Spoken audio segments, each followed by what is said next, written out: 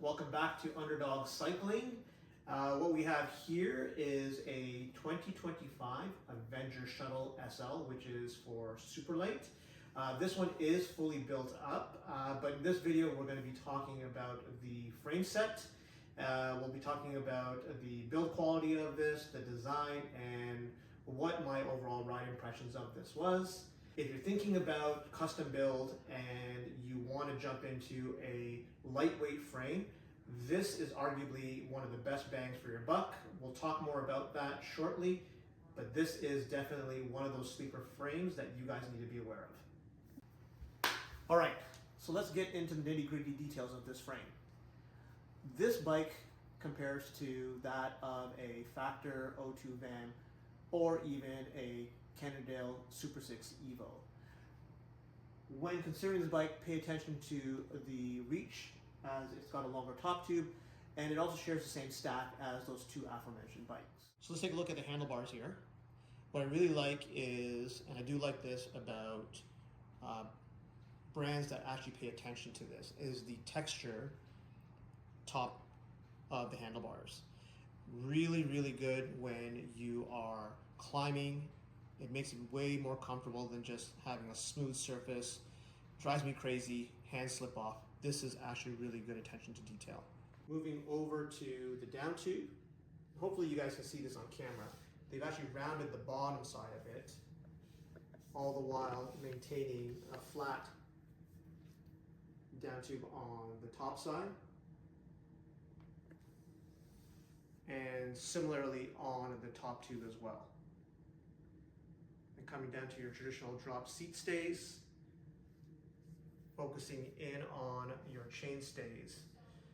Definitely a little bit more on the thicker side, but that is tying into a T47 BB, making this one stiff yet comfortable bike.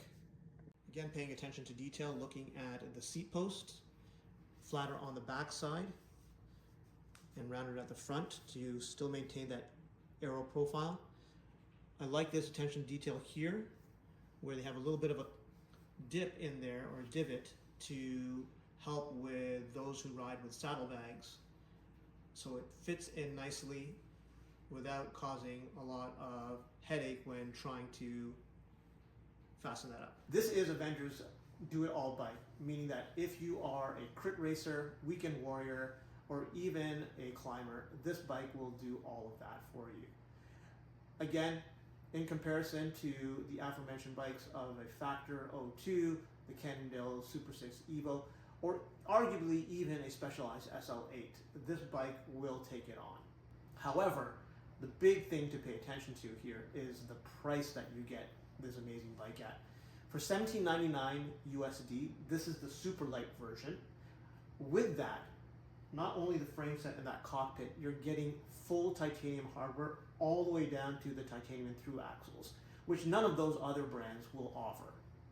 If you are a little bit more price conscious of things, you can get the non-SL version in at $13.99 USD, difference being 150 grams. Also not included would be the titanium bits.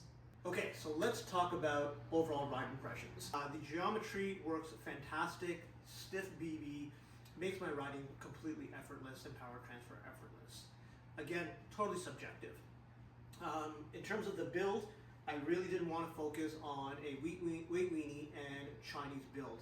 So starting at the bottom here, you're looking at the latest 24mm spindle from Ellie Lee, a carbon crankset, X-Trecento. This is the latest version of the prior 310 that they had. Moving on to the back here, you're looking at a ZTTO 1128 cassette, Gen 3. These things come in at easily sub 150 grams. On the other side, you're looking at Cactus rotors, and last but not least, if we look at the wheel set, we're looking at Alien L4 wide wheel sets with carbon spokes. If you do like what we talked about here, showcasing this bike, and you want to see other bikes that we'll be showcasing, give us a thumbs up, subscribe, and definitely head over to underdogscycling.cc if you want to see more offerings.